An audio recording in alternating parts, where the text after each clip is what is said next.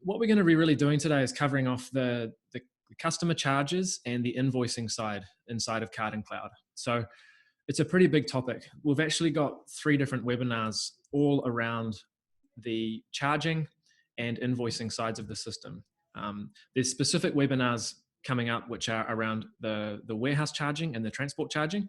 Today's more of a general introduction to charging as a whole, and also how to create invoices, how to link your account through to Xero, all the various invoicing settings associated with that. We're going to run through and actually create an invoice manually and then add a whole bunch of stuff to that invoice, or add a few jobs which we've already created in the system in the previous webinars to that invoice. I'm then going to show you how to resolve what's called charge errors. So these are issues where the system ran into, it couldn't find a charge or it couldn't rate something correctly. And so it flags it as an error so that you know it needs to be manually fixed up. I'm going to go into a little bit about some specific charges on sales orders and transport, just to explain how Card and Cloud's calculated the rates that it has. But again, really specific details on different bits of charging are going to be held off for the next 2 webinars. I'm then going to show you what Card and Cloud generates as an invoice summary. And lastly, when you pull a PDF back from Xero and what you email through to the customer, and how that provides both an invoice from your accounting software.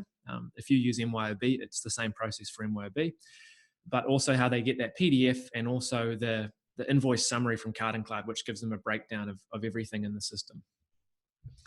Okay, so jumping across to the Ice Road Truckers account that I've been using for each of these webinars. The core concept in Card and Cloud is that you have something called a customer charge. Now, some people would refer to this as a rate card. So this is basically like, it's a grouping of rates all together given a name. Now in the system right now, we have a single customer charge, which is called default. And both of our existing customers, we've got 2 customers in the system that I'm using for examples, both of them are using this particular grouping of charges. I'm just going to show you an image really quickly on our help site. So if I go across to our help and go to customer charges, I just want to explain how customers use customer charges. So, sorry, I accidentally just clicked on that. So this just gives a bit of a high-level overview of what's actually happening. The customer charge itself is linked to customers. Now, you can have customer charges in which they are shared by multiple customers. And you'd do this if you have things like, say, your default 2018 rates, or you might have just a stock set of standard rates that customers get when they first join you. In addition to that, you can also have customer-specific rates. So when you do that, you're still creating a customer charge, but you're just linking them to one customer or maybe a small handful of customers who are going to use those rates. So it's really important to note that customer charges themselves are not actually customers. They're just something that customers can use.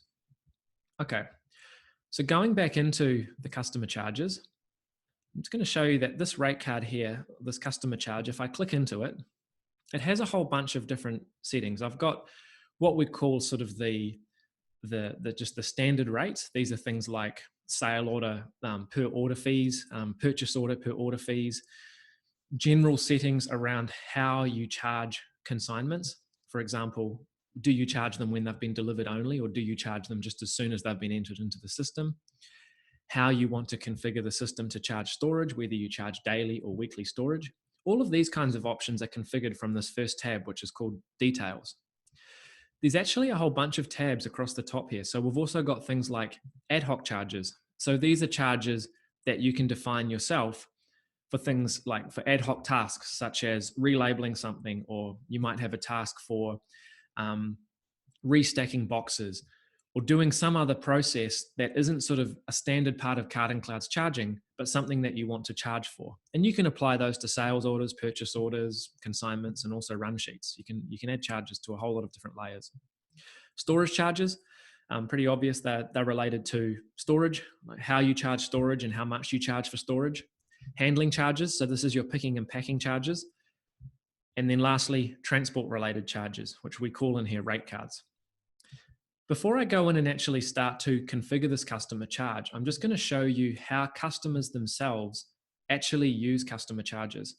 So if I go into contacts and then customers, looking at my list of customers, I can see from here which customer charge they're using. So I have both my salmon distributors company or customer using the default customer charges, and so is Whole Foods. If I want to change this, I can click into the customer, click edit. So we're back on the same edit screen that we use for all of their settings. And down here on this very first tab under basics is where you can select the customer charge from. Now I only have a single customer charge at this stage. So obviously I don't have any other options, which is why both of them are using that. Okay, I'm just going to click this button here, view customer charge. This does exactly the same thing as clicking customer charges and then finding the customer charge and clicking into it. So this is just a shortcut to get me straight to that screen. So I'm going to click view customer charge. When you're setting up your customer charges, we really recommend that you start out by constructing sort of your stock standard rates. So these might be like your 2018 rates or whatever you charge the majority of your customers. Filling those out as best you possibly can, and then actually duplicating that customer charge and then just making the required changes to the additional customer charges that you've made. The reason why you do this is because it's a lot faster than setting up every single person's customer charges from scratch. You know, in most cases, you'll probably have pretty similar picking fees, or you'll have pretty similar transport rates.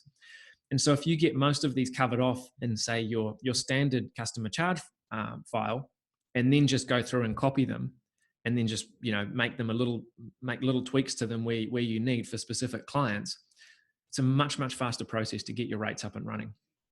So what I'm going to do is we're going to run through each of these tabs and actually just quickly configure some rates. Again, I'm not going to go into really heavy detail about specifics in the rates because these are covered in later webinars, but we have to set up something so at least the system works. So kicking off from here, if I come down and go to edit, I can load up the edit screen. The first thing I can actually change is the name of this rate card. So I'm going to change it to 2018 rates, because I'm just going to say, if anyone signs up tomorrow at my company, these are the rates that they're going to get by default.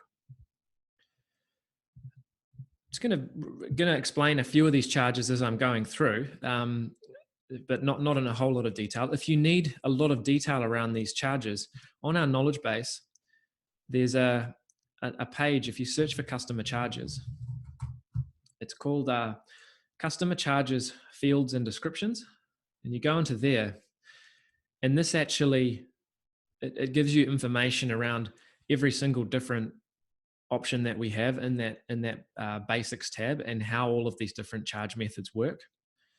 So you can get more information there, so you know exactly what each of these mean. So I'm just going to run through real quick and just put in a few which are pretty common across most companies that use the system. So purchase order charge. This is just like a flat fee for processing a purchase order. I might just make that $5.50. I'm not going to charge anything for uploading invoices or documents. I'm going to charge an additional fee if the client requests that this is an urgent purchase order. So I'm going to make that $15. This is actually, it's quite a powerful feature in CardinCloud whereby you can actually charge a surcharge for people to request that orders are either picked urgently or put away urgently. You can go into the system and configure on a per customer basis when you want the system to apply what we call a cutoff time. So you can say, okay, any order which comes in before 2 p.m. in the afternoon, you know, we're going to pack and ship same day. However, if your order comes in between 2 p.m. and 4 p.m., it's up to us whether or not we pick it. But if you have to get it picked, you must mark that order as urgent. And once you mark it as urgent, then we'll guarantee that it's going to get out the same day. And CardinCloud can track that. It allows your customers to mark them urgent for you, so they don't have to call you to do it. They can just do it on screen. And the cool part about that is that then you can collect extra revenue. So when we used to run roving logistics in Sydney, we actually used to probably get out of maybe the 200 sale orders that we would pack a week, we would probably get about 20 to 30 of those marked as urgent because people had waited until too late in the day to send them through. And so for us, because we were charging, maybe $10 per urgent order, we were actually, collecting an extra $200 to $300 a week just based on that urgent order stuff. and it was completely automated. So I'm going to put in an urgent order fee here for purchase orders of $15. Put away charge option. This is interesting. When you're calculating how you want Card-in-Cloud to charge for unit and pallet and cart and putaways, Card-in-Cloud can automatically figure out, based on the product conversions, when you have, say, 6 units and that makes 1 carton. So if you get an order if you have an order coming in for 60 units, it can automatically convert that up and say, no, that's just 10 cartons. We should charge for 10 carton putaways. In some cases, people don't want to do that and they want to charge the 60 units, in which case they'd change this option over to charge base unit of measures. I'm just going to leave that because normally scaling them to the highest unit of measure is appropriate because you're physically handling the cartons rather than the units. Same thing for sale order. How much do we charge for each order which is going out? I'm going to just put a fee in here, just a made up number, $4.50. If it's urgent, I'm going to charge them $9. Outbound SKU charge, I'm not going to go into details of this. It's a bit specific. Minimum SKU charge, again, I'll skip. Sale order minimum charge is an interesting one. It basically means that if all of your charges collectively on the sale order don't equal a certain amount, you can put a number in here to make it just apply a minimum charge and bring it up to that amount. So if you said that the minimum amount of money we want to collect from every sale order is $15, regardless of what we do, you could put that in there. And then if everything calculates out to, say, $12, it will apply an additional $3 charge to bring it up to that option. I'm just going to leave that because I want to charge just based on what we're doing. Again, this is just like the option for purchase orders. How do you want to charge the picking or the handling? Do you want to scale it to the highest unit of measure? Do you want to charge the base unit of measure? Do you want to charge pallet picks always? Again, these options, all of these different things are explained in detail in the help page. We've got really good information written in there, going into detail with examples of how each of these would apply to an order. So you can figure things out from there. Coming down, consignments, I want them to use rates. I'm just going to ignore most of these fields. This one here is important, consignment group charging. So when you are using the consignment grouping functionality in Card-in-Cloud, and what that is if you have, say, 2 consignments on a single manifest, both going to the same delivery point, you can have Card-in-Cloud automatically group those consignments together. Normally people do this because they only want to charge for 1 delivery. They don't actually want to charge for 2. And this allows you to configure, when you have a group, do you want to charge the group itself, or do you want to charge the individual consignments within the group? So let's say that you have minimums on your transport work. Well, if somebody has 2 different consignments, both going to the same store, and you don't charge the group, you say no here, they would get charged 2 minimums. And so obviously that frustrates some people, which is why you want to charge the group, which is why we have this functionality available. I'm going to put this as yes, because actually that's pretty common. Consignment invoice level, this one's really useful. It's to do with when invoices are being generated automatically, at what point should you invoice a job? So if I say invoice regardless of delivery status, then let's say that a client emails in a manifest on a Saturday, and I haven't done any of the deliveries yet because they're all due to be delivered Monday, but my invoicing runs on Sunday, it will just grab all those jobs I haven't even done yet and invoice them. And some people want that. More commonly, however, would be to only invoice a job when you've either given it to an on-forwarder and you've updated the status to on-forwarder, or you've actually physically delivered it. And that prevents that case from occurring where you invoice stuff you haven't done. So I'm going to select that. Charge for returns, pretty obvious. If you create a return type consignment, do you want to bill for that? Minimum charges, exactly the same as how I was explaining for sale orders. Do you want to apply a minimum across all of these different jobs? Applying fuel levy to minimums, etc. I'm just going to scroll down to storage. So storage charge days is an important one. This is to do with how long is your storage cycle. 7 is the default. That means that you charge a weekly storage rate. If you do daily storage, then you should put 1 in here. It's not that common, but some people do that. Most common is 7. You can also do things like charge pallet rental. So every single space that you have utilized will produce an additional charge for the pallet rental. There's some really specific stuff down here around how you want to handle stock coming into a location that's not empty. I'm not going to go into details of that right now. The last one is important. This one here, charge product type option. When you're dealing with a warehouse which stores, say, ambient and also chilled and also frozen, you can choose whether you want to charge the storage fee based on whether the location is a frozen location or whether the product is a frozen type product. That might not sound very important, but this often comes up whereby people run out of space in, say, a ambient area, and they start to put ambient stock in a chilled location, and they do that just because that's all they've got left. And in that case, obviously, they don't want to charge chilled storage for that ambient product, even though it's in a chilled area. So by selecting products here, it looks at the actual type of the product and then calculates the storage type based on that. If I change this to warehouse location, then I would charge chilled storage because the location it's going into is chilled. I'm going to change it to products. That's the most common. Storage period minimum, very obvious. If you have a deal with one of your clients where you say, you know, I charge you this much per pallet, but each week I'm going to charge you a minimum of $300 to protect yourself in case your warehouse is empty, you'd put that minimum charge in there. A few other things. Invoice administration fees, not commonly used, but you can do it. You can apply, say, a $5 fee to every invoice that you generate. You can apply a minimum on the invoice, etc., etc.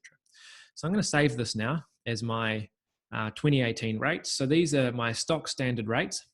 And I'm going to jump across and set up a few of these other tabs while I'm here so that when I duplicate it, I can just make a few minor changes. So ad hoc charges.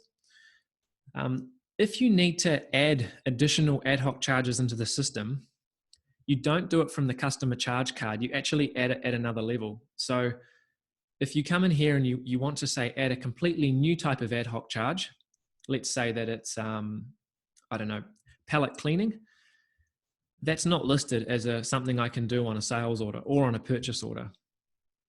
So to get there, you go up to the top and type in ad hoc, and it comes up with two different options. I'm going to go into ad hoc charges. I can go to sales order and I can click add a new charge because I want to apply this when the stock's going out. And I might call this pallet cleaning. And the rate I charge to clean a pallet is $3. I want to see this when I'm looking at a sales order, and I also want it to show up on the pack list screen so that when a packer is marking down what they've done at the end of packing an order, this box pops up and actually asks them, how many pallets did you clean? So I'm going to go, yep, that's all good. I want to do that. Save. Now, if I come back to my customer charges, under the ad hoc charges, sales order, I've got pallet cleaning here as well. I said that my default across everybody should be $3, but within this customer charge, I can modify it. So let's say that for my 2018 rates, I've actually increased it. I've changed it to $3.20 this year. So I'll come in here and say it's now $3.20, save that.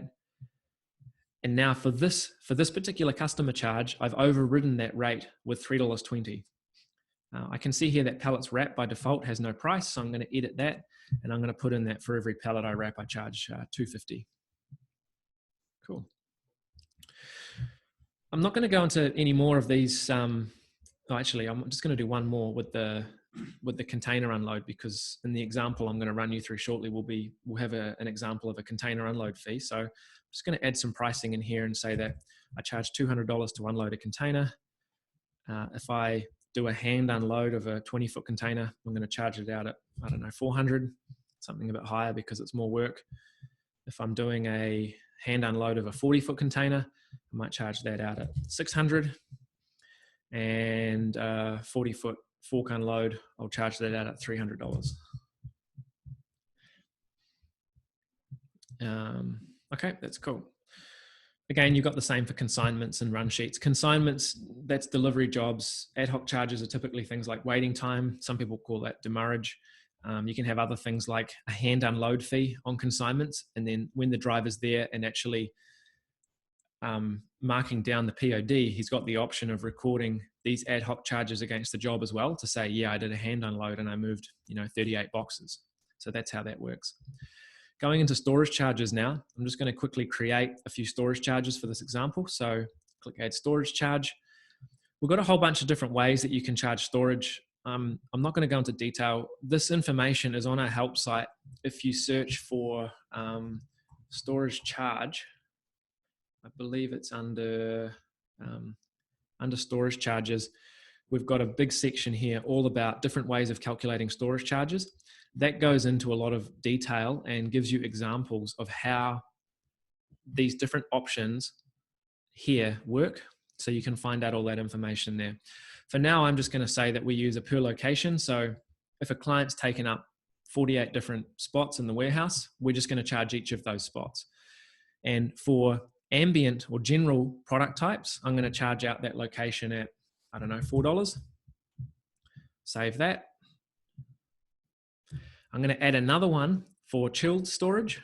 So for chilled, I'm going to charge out $8. And I'm going to make one more for frozen.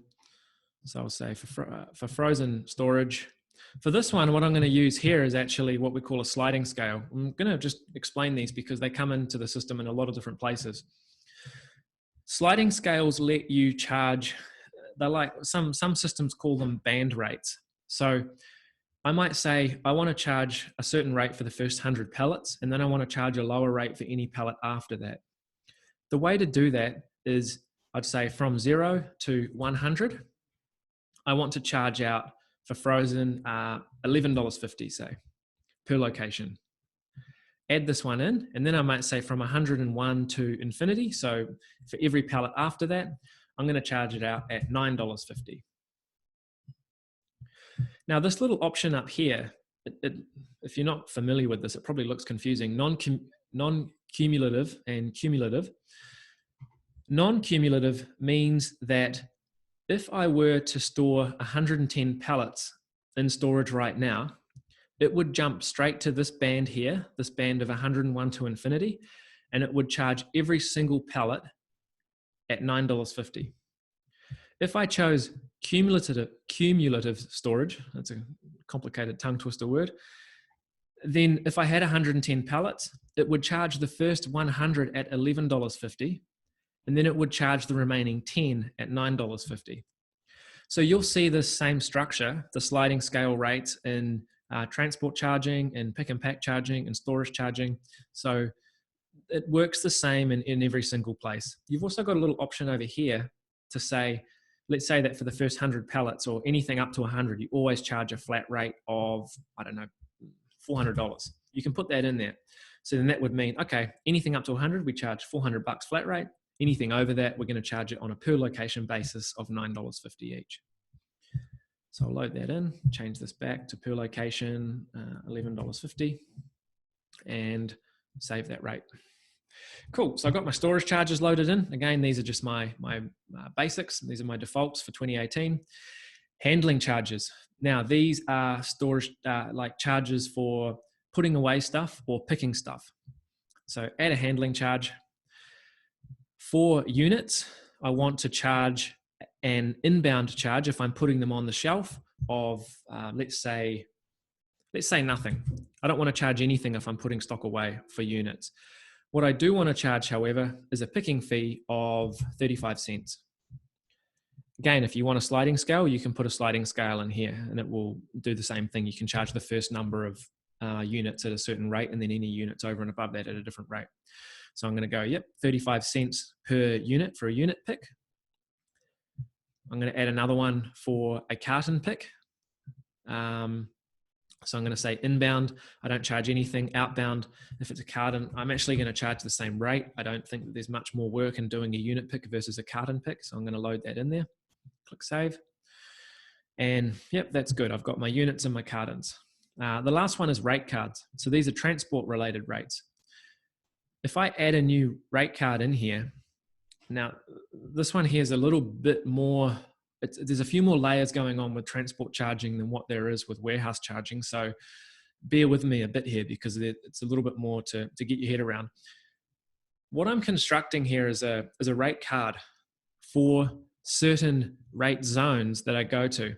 Now, if you remember from, I think it was webinar 2, or maybe it was webinar 3, we talked about rate zones and what they are. And rate zones are basically chargeable areas. So coming back to the image that I used in that webinar, this is an example where the red zone is Sydney Metro, and the blue zone is Sydney Outer. So anything delivered inside that pink area, I want to charge out at a Sydney Metro rate, and anything inside that bigger blue box, I want to charge out at an outer rate.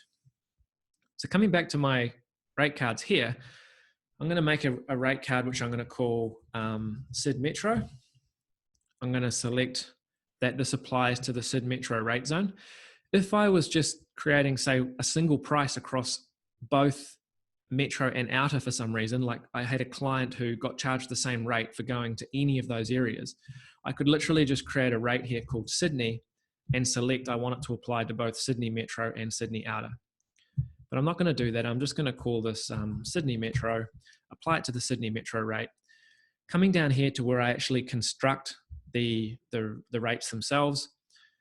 Again, I'm going to just gloss over a few of the details in here for now, but I'm going to create a carton rate, just a standard carton rate of $5 and a pallet rate of $35. And a space rate, I'm just going to ignore because I only track spaces for me to know how many spaces I've actually got loading on my trucks. I don't charge for them. I just charge based on pallets. So I'm just going to tell it to ignore spaces. Add rate. I'm going to do the same for the Metro Outer. Oh, sorry, for the Sydney Outer. So Sydney Outer, select Sydney Outer. Coming down, put in a carton rate. I'm going to charge a bit more to go outer. I'm going to charge $8.50. If it's a pallet, I'm going to charge it out at $50. Spaces, I'm going to ignore. There's one other quite important little option here, this one called zero charging. Now, in some cases, you may have rates in which you don't want to charge. Let's say that you have, you've set up some sort of configuration so that people don't get a charge for a certain type of job. Now, if you want Carton Cloud to accept that a consignment can have no pricing, when you construct a rate card for that and tell it to price out at zero, you actually have to tell it here to allow no charging. The reason why we've done that is to prevent you from losing a lot of money, basically. Like, let's say that you've misconfigured your rates and you have a consignment which goes through the whole process and then gets priced out at $0. If Carton Cloud just said, yeah, that's fine, like go off and invoice it, there's a high chance that that's not what you want it to do. So we've made it really explicit. You have to tell the Carton Cloud that, yes, I'm allowing this to price out at $0 and I don't want it to tell me that that's a problem. So I'm not going to allow that here because this is a standard delivery fee in which I never ever want to charge no money. If I am charging no money, I need to know. So I want it to warn me. So add that rate in. Okay, it's really cool. I've got my rate card all configured now. These are my base rates. What I'm going to do is I'm now going to copy this and I'm going to create a specific rate card for my customer called Whole Foods. So back to this details tab, if I scroll down, I've got this duplicate button down here. Click that. I literally just give it a name. So because this is only a Whole Foods rate, I'm just going to call it Whole Foods. Click duplicate. That copies absolutely everything. I've got my transport rates, I've got my handling charges, all of that stuff's loaded in there. If I now just want to go and make a change to say their Metro rate, let's say that I give Whole Foods a better price, I can come in here, I can say, well, actually I charge these guys $4.20 per carton. Their pallet rate is, I don't know, $30. Save. For storage, I might charge them a slightly lower rate for ambient storage, and that's the only difference. So I can come in here, make that change, click save, and everything else is exactly the same as what it is for my 2018 rate. So I've saved myself a whole lot of work by not just starting fresh and going through and configuring absolutely everything, simply by duplicating. So that's really cool. Okay, what I'm going to do now is just show you in the system a few of the different invoicing settings that exist. So from here, now that we've got some rates loaded and we've got customers configured in the system and we've got a few jobs in there, the next step is to actually create an invoice and go through that process. So the first part of this is having a quick look at the actual invoicing settings which affect the entire system. So going into organization settings, from here I can go to the invoice tab. I'll do this in a second. I'm going to connect this account to Xero shortly, just to show you that process and so you can see how to connect things up. But just scrolling down to this section here under invoice defaults, the way that it's set up out of the box is that a week in Card&Cloud runs from like first thing Sunday morning, so that's like 1 minute past midnight, through to like the very, very end of Saturday night. That's what a default invoicing cycle is. And then Card&Cloud will generate invoices on a Sunday morning. It normally runs at about 3 a.m., between sort of 3 a.m. and 7 a.m. It does all of the automatic invoicing in the background, and that's when it will construct the invoices. So if a job occurred between Sunday and Saturday night midnight, it will then get invoiced the next Sunday. If you need to change this, say that you run your weeks from first thing Monday through to midnight Sunday, it's really easy. You just go in here and change the default next invoice date to Monday. So if you switch that to a Monday, tell it to repeat every week, change, this is just for reporting. So if you're showing reports and your invoicing cycle is running from Monday to Sunday, chances are you actually want to show the reports based on Monday being the first day of the week. So I recommend always making this line up with what you select up here. Default due days, obviously how long they've got to pay, but then you can override that on a per customer basis. And then there's just a few options down here related to how you want to send things to Xero and this sort of stuff. And so default storage days is another one. If we went into the customer charge specific settings earlier and we had that set as 7, if I was to go and create a brand new customer charge right now from scratch, it would copy this figure into it. So if I'm normally running daily storage, I'd change this to 1, and then every customer charge I create from now on, just from scratch, is going to have that number loaded into it. It's going to have a daily storage charge fee rather than a 7-day fee. So I'm just going to leave that at 7 and change this back. I want this to be on Sunday. So that's all cool. So that's where those options are. You can also configure, we'll get to this a bit later on, but when you're sending an email to your customer to give them their invoice, you can configure how that invoice looks in here. So if I wanted to add in some additional information, like, I don't know, just something generic like have a great day. You probably wouldn't put that in the middle of your email, but chucking it in there, that will then get loaded into the emails, into the template that you send to clients when you're sending them their invoices. Just going to run through now and actually connect this account to Xero. It's exactly the same process if you're using MYOB, but I want to show you how this works. So if you're using Xero or MYOB, when you first get your Card&Cloud application, what you want to do is connect Card&Cloud to that so that you can start to send your invoices into either Xero or MYOB. It's really straightforward. You literally just click the button. So if I click connect to Xero, this loads up a link with Xero. Now I'm logged into Xero in another tab. If I go to Xero.com, I'm loaded into just this test account. It's called Card&Cloud Test. It's just a dummy that we use for testing things. Because I'm already logged in, Xero can straight away say, hey, Card&Cloud would like to access your Card&Cloud Test Xero account. Do you want to allow it? If you're logged into a Xero account which has access to multiple Xero organizations, it actually brings up a drop-down box in here and lets you select which of your Xero organizations you want to allow access to. So I'm going to say, yep, I want to allow access to that. And then what that does is that connects Card&Cloud to your Xero account, and then it brings you back to Card&Cloud so that you can go in and configure your chart of accounts. So I'm just going to show you this really quickly. Now I've got this Xero connection here. If I click modify settings, first of all, I can rename it. So if I might want to call it, I don't know, Card&Cloud Test.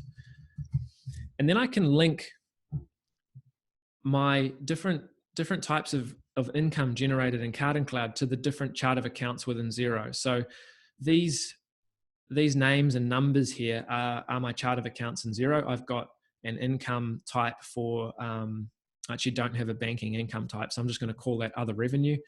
Fuel levy income, I've got a fuel levy income chart of account or account within Xero. Freight income, I'm going to link that to freight income. Pick and pack income, I'm going to link that. Storage income.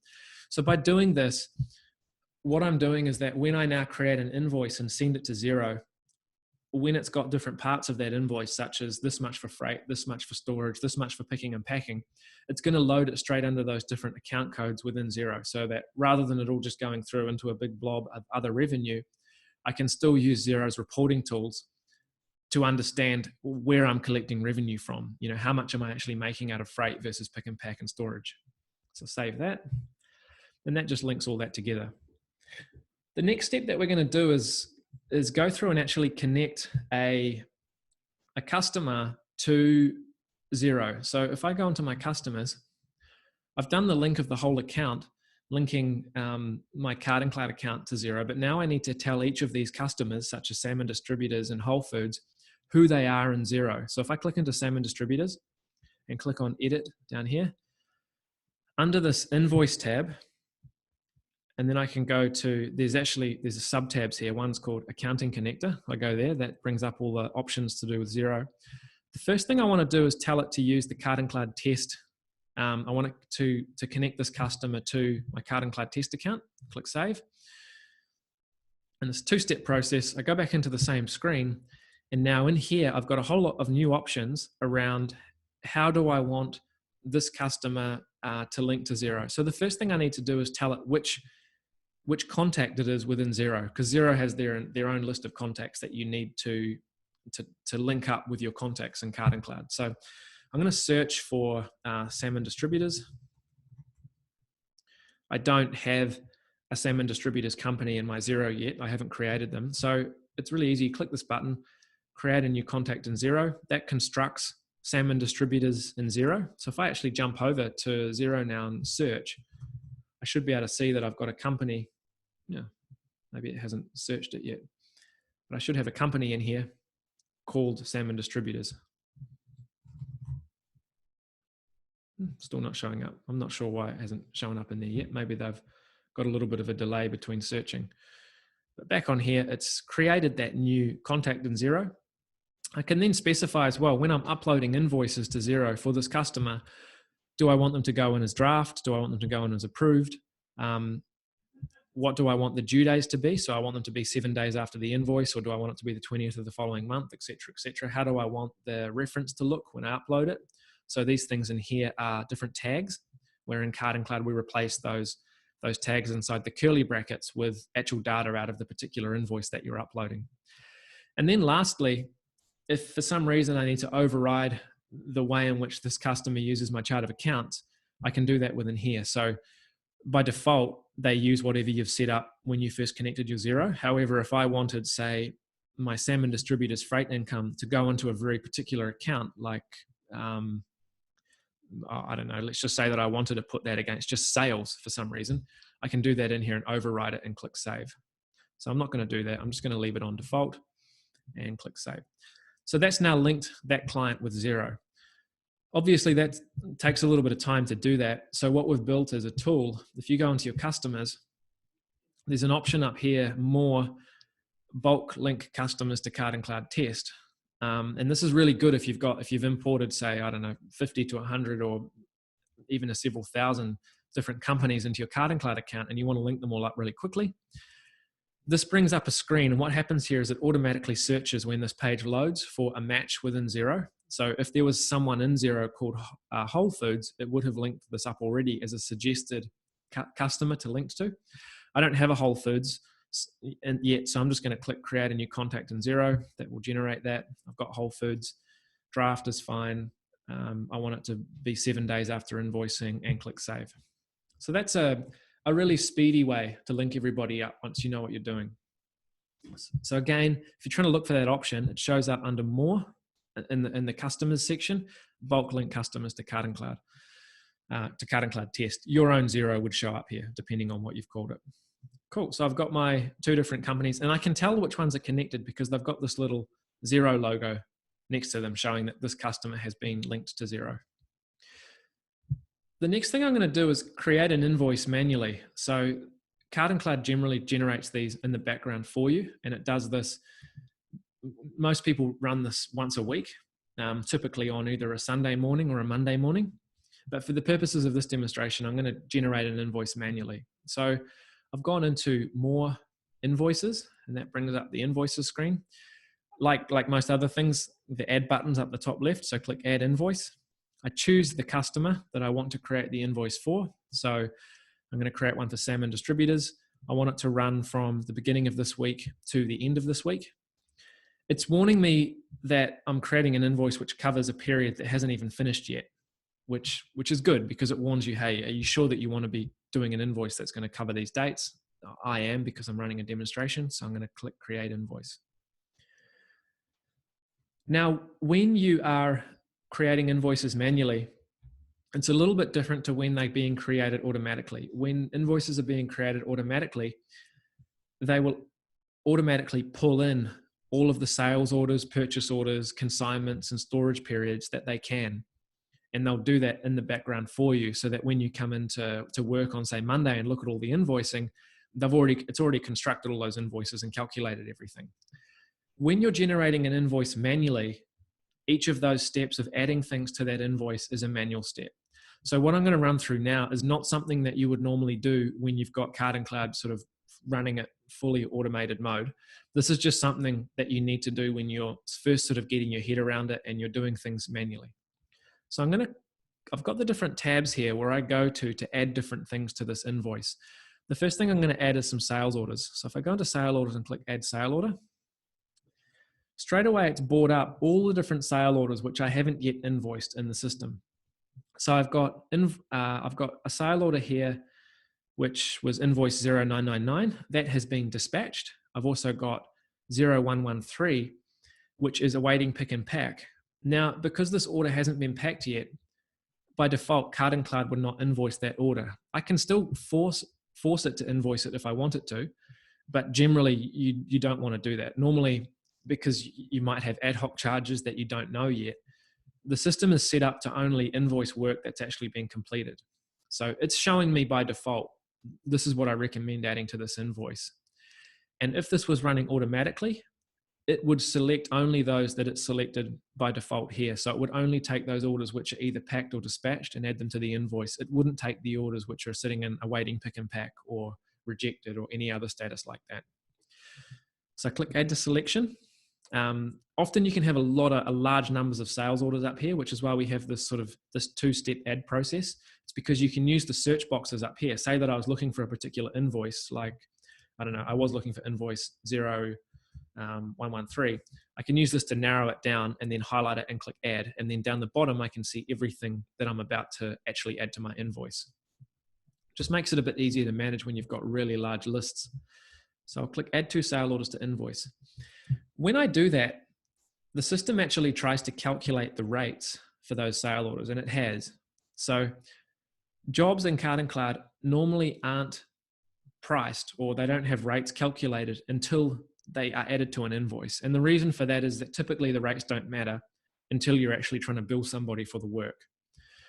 So what it's done here is when I added it to the invoice, it automatically ran the charges across both of these sales orders. If I go into one of these orders and go to the charges tab, in here, I can see how it priced some different things. So there's a couple of different sections here. The first thing is item charge data. Now this is automatically calculated picking fees for the sales order. So based on what was in this order, which was, 2 cartons of Atlantic salmon and 3 units of seafood marinara, it's figured out I should be charging for 3 units at 35 cents each, and I should also be charging for 2 cartons at 35 cents each. Down here, I've loaded in that I wanted to wrap a single pallet. I actually added this in before I added any of the rates in, which is why it's showing $0, because I told it earlier to save with no price in there. So I'm just going to update this and click save again. And so this is an ad hoc charge that I captured when I was packing. I said that, yes, I wrapped a pallet. My price that I loaded into the rate card is $2.50 for doing that. And so it's calculated out that rate as well. And then down the bottom, it shows me all of the different things that it's charged for. So it's got that flat fee for processing the order of $4.50. Oops, sorry, I accidentally clicked there. And it's also got my pallet wrapping fee and also my item outbound fee. So it's got my fee for doing all of the picking, and it shows exactly how that was calculated. So it says that I had units, there was 3 at 35 cents each. Cartons, there was 2 at 35 cents each. So all that information is there. If I needed to make any changes here, for example, if I didn't want to charge for 3 units and in fact I only wanted to charge for 1, I do this, I click save, this updates the information, and then down here, I can click automatically calculate income charges again, and this reruns my pricing. So you can see here, this is showing me what it's about to save it as. It's dropped it to $1.05 from $1.75 because it's changed the number of units that I'm picking. So I'm going to select save, and that overrides those rates with the new ones that I've told it to do. From here, I can get back to my invoice. So if I click on invoice 2, I jump back to the screen, and then I can go into and do other things like purchase orders. So I can add my purchase order. I actually don't have one that needs to be invoiced, so that's okay. I'll skip that. Consignments. I think I have some consignments. I've got, one job here, which is with an on forwarder. So I want to add that in and add that to my invoice as well. Okay, now this is good. What's happened here? Well, it's good for this presentation. What's happened here is that for some reason it couldn't price my consignment correctly. So what it's done is it's created what's called a charge error. And that basically means something to do with the rates is missing, or it couldn't figure out how to price the job. When you have these little circles with a number inside them up here, that means that you've got a charge error within that tab. So if I click into consignments, I can see here, and I can see this one here has an error. Okay, so what's the problem? If I want to know, what I do is I click view to actually see this consignment. I go to the charges tab, and then in here, it gives me information. So it says, I'm unable to determine the income rate zone for this consignment. You need to add the suburban postcode to the delivery zones for carrier income. Okay, so the problem here is that this particular suburban postcode, Burleigh Heads 4220, Tugun 4224, my delivery address, has not been configured to map through to a rate zone. When we ran through the transport rate zone setups on webinar 2, webinar 3, I didn't actually set up any rules for the Tugun suburb. So what I'm going to do now is I'm actually going to fix this up. I'm going to go into my delivery zones. So jump to delivery zones, search here for Tugun. I've got Tugun 4224, click in there. And you can see that I haven't actually set this up with a rate zone. So that's why it doesn't know how to price this job. So if I click edit, I can change it. I'm just going to say that for this particular thing, I know that Tugun's in Queensland, but I'm just going to say that it's a Sydney Metro rate that I want to apply to this area. So I'll choose Sydney Metro for both income and expense, click save. If I now go back to my consignment and I go to my charges, if I click automatically calculate income charges again, now that I've fixed up that problem, it will be able to automatically carry on and price the job out. So if I click save here, it's detected that it should use the Sydney Metro rate based on that link between the suburban postcode and the Sydney Metro zone that I just created. And then it's gone into the 2018 rates and it's linked it up. It's figured out, okay, well, under the 2018 rates, I should charge each Sydney Metro carton at $5. And that's exactly what it's done. So that's cool. Go back to my invoice. The last thing I may have is some storage. So I'll just check if I've got any storage. I do. This is interesting. You generally don't want to invoice for storage that hasn't finished yet, because obviously you might still have stock coming in during that period, which therefore you won't invoice for until it's finished. But I'm just going to add it in anyway to show you how that calculates. So I add that in there. It's figured out I should charge $27 for storage. Okay, that's cool. Since I've added every single thing onto my invoice now that I'm going to invoice out, I can click this button here, which is calculate invoice totals. And what this does is this adds everything together across the picking and packing and the freight and the storage, And if there's any fuel levy, which I don't have turned on yet, that will be covered in the transport charging webinar. And it's basically gone ahead and it's added everything together and put it into a table down here. Now I'm going to show you what the system generates in terms of a summary that your customer can see. So this button down here, download summary, if I download this file, and this is just going to export from the system, and I'll open this up in Excel. Just one second, I'm just going to switch over my screen share to Microsoft Excel so that you can see how this looks. So share that. This is a report from that invoice coming out of Card & Cloud, and it's got a few different tabs. So it's important that some people just look at the first tab and say there's nothing here. So just make sure that you see that there's these other tabs down here. Warehouse summary, come in here, it gives me a breakdown of my various charges throughout the week. So I had one outbound order go out within that week. I also had another outbound order go out within the following week. The reason why it's showing these in 2 different weeks is because the date at which I actually marked that order packed was back in the week finishing on the 11th. It then gives me a breakdown of a few other things like, did I have any urgent orders? How many pallets were being stored, etc., etc. Go across to sales orders. And in here, I've got a full breakdown of every different price that I'm applying. So I gave them a flat fee for the order of $4.50. I had a charge for outbound units, a flat fee for processing the sale order here, outbound units, labeling fees, pallet wrapping. So it's great because the customers themselves can just load this up, they get emailed this, and then they can really dig into all the different reasons why you've charged them what you have. So rather than querying you and saying, hey, why did you charge me $11.30 for this order? I've got all the details right here. The same with transport. It gives you a breakdown of the different areas that you went to and the overall charge to those areas. Consignments and manifests gives you a per job rundown of exactly how it was priced. So I can see here, okay, I charged out one carton at $5. And then lastly, the storage summary, it gives me a breakdown of the various locations that were used and how much was charged for those locations. And then what's in those locations is listed out on the right-hand side as well. So this used to come up a lot where clients would inquire and say, why am I being charged, I don't know, $3,000 for storage this week?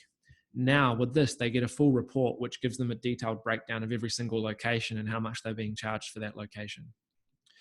Jumping back to Card & Cloud, on the actual site, the last thing I'm going to do is just show you how to send this order through to Xero and then email everything to the client. So this button down here, upload to Xero, is going to take the data that I've just put together. It's going to take these totals over here and it's going to send them through to Xero and create an invoice for Salmon Distributors. So if I click upload, it gives me a few options. This loads in the defaults from the customer configuration. So I told it that Salmon Distributors by default should be approved. So I'm just going to change that back to draft. I just want a draft invoice to go in. I want it to be 7 days due. Here's an example, the reference that it's going to send into the system. So this gives them the Card & Cloud invoice ID number. And if you have different layouts that you use in Xero, then you can choose the different branding theme from here. So that's like you can have different looks of how your invoices get shown. So I'm just going to choose standard. Click upload. That sends everything through. So that's done. And now what it's done is if I go to Xero and have a look under my draft invoices, there's actually a lot in there because we've been using this account for testing. But I can see that this very top one here for Salmon Distributors is the one that I just created. So if I go into that invoice, looking at it in Xero, I can see that it took the charges for freight, which was $5, and it put it into the freight income account. The pick pack charges, it put into the pick pack income account. Storage income. So it's loaded all those things in, and then it's added GST over top of it as well.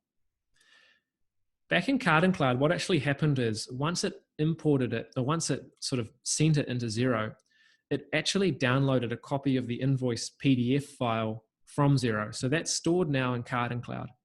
The reason why Card & Cloud grabs a copy of that is so that you can email a customer a single email which contains both this PDF, which is your Xero PDF, and this would look exactly how you've styled your PDFs within Xero. And it will also attach a copy of that Excel sheet that I showed you before. So in one email, they get the invoice with just some basically information on how much they're paying and where to pay it to. And they also get a breakdown of all of those charges. So I'm just going to give you a quick example of that now. If I say that I want to email this invoice to the customer, so I'm going to send it to, it was salmon.distributors.cc@gmail.com. This is just a dummy email address I created yesterday for running these demos. Down here, it's loaded in that template that I showed you earlier. So if I'd saved it with that "have a nice day," that would be shown in the middle of this. And I can then say, what do I want to do with the invoice? I want to update it to approved, and I also want to attach it to the email and send it as well. So send that. Cool, and that's now sending off. Let me just log into Gmail. I think it was salmon.distributors.gmail.com. Next.